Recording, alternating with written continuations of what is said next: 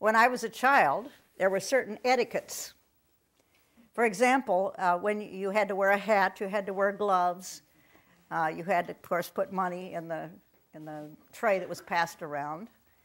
Our church at the time, which was the Disciples of Christ Christian Church, did not believe in open communion, which meant if you went to that church and you had not been immersed, and you were not a member of that church, you couldn't take communion. Now, can you imagine inviting somebody to your house and telling them you can't eat? Because the guest is supposed to be the honored one in the house.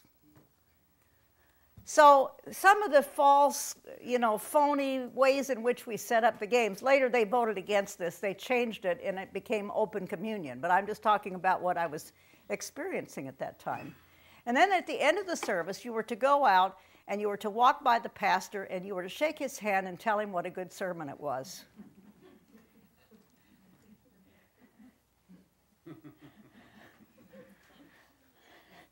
So the pastor was being honored and told what a good sermon it was, but that's not the issue.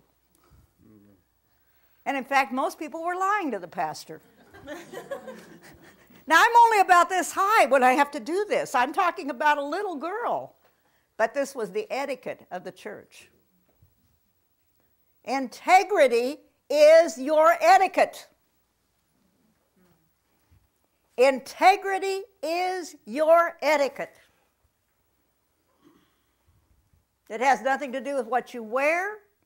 It has to do with the pure, honest heart of a person who has no guile and is not playing any games.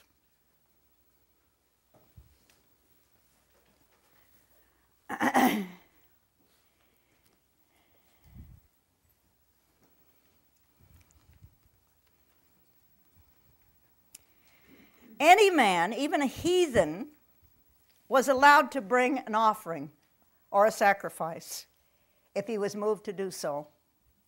A man's faith, not the accident of birth, is regarded by God. Did you know the Jewish people teach that? It's very interesting, isn't it? A main purpose of the Levitical laws was to free the whole conception of sacrifice from all heathen associations, literally delivering them completely out of the world of 3,200 gods into the world of one temple, one nation, one people, indivisible, under God. Wasn't that what we were trying to do when we developed America? But then we developed second-class citizenship, and third class, and fifth class, and 10th class, of people who were not, maybe they weren't as wicked as we were. You know what I'm saying? It wasn't according to what, it was the color of his skin, or didn't wear the right clothes, or didn't have the right attitude that matched your mother's, or whatever.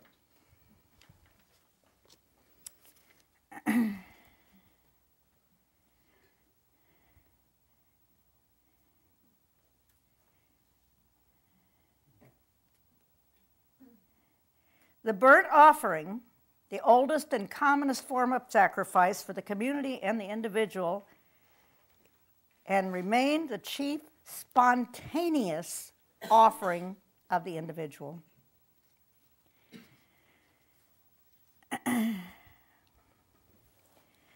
Burnt offerings might also be taken from the flock or from fowls. All alike are acceptable to God. He does not look to the quantity or the cost of the sacrifice, but to the spirit in which it is offered. If you looked around then at the whole of the worship service, the high point is not the singing. It's not even the time of prayer. It's when you turn in the offering. So that the central feature of Christian worship was the moment of the sacrifice. We take the sacrifice of Christ, the communion, and we return it with our sacrifice. And that is the height of worship, because it is by the Spirit in which it is offered.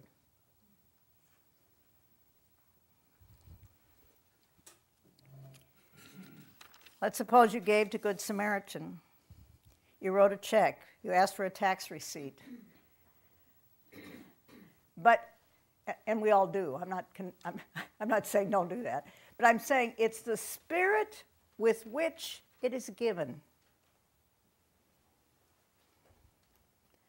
Over the holidays, a woman who's, we call them representatives of Good Samaritan. She lives in Tennessee. I haven't seen this woman for probably 15 years. She wrote a note, how life-changing this ministry was. All she gets is the newsletter, and sent $1,000. That is the spirit of the sacrifice.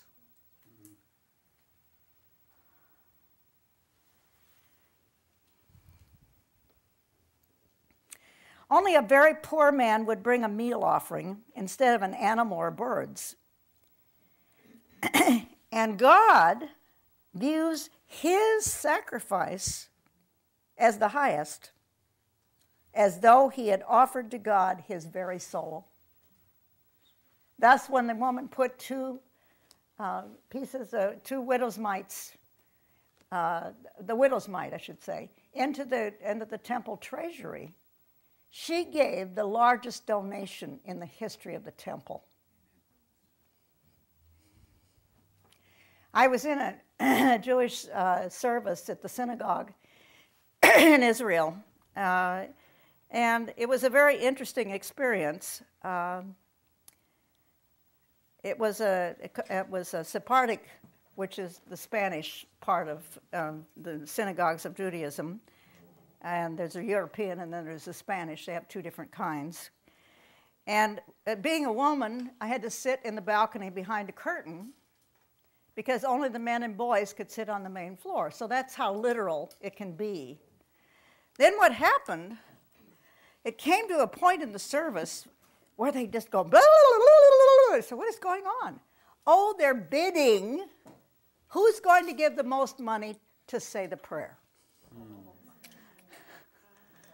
I'll give this, I'll give that, I'll give something else. And whoever gives the highest amount gets to say the prayer. Now that's no put down about Judaism. I'm not talking about that. But that's how crass and stupid we can be, because we miss what sacrifice really is. Thus in the New Testament, give in secret, and God who sees in secret will reward you. But the secret is inside of you.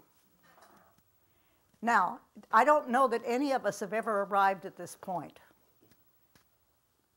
But I think it's important not to ignore this point. Our destination is a life at that point. We may be right here into the selfish, mean person we're sitting here among us all of us. But our destination is over there. And we have to know what our destination is.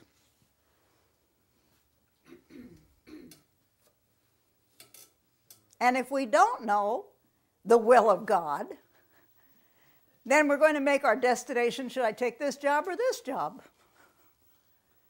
He's supposed to make your decision for you. But that's not your destination. Your destination is the spirit with which you give. So sacrifice, are you getting it? Are you getting this thing, sacrifice? It's big. You would read Leviticus and you'd get quite bored with it.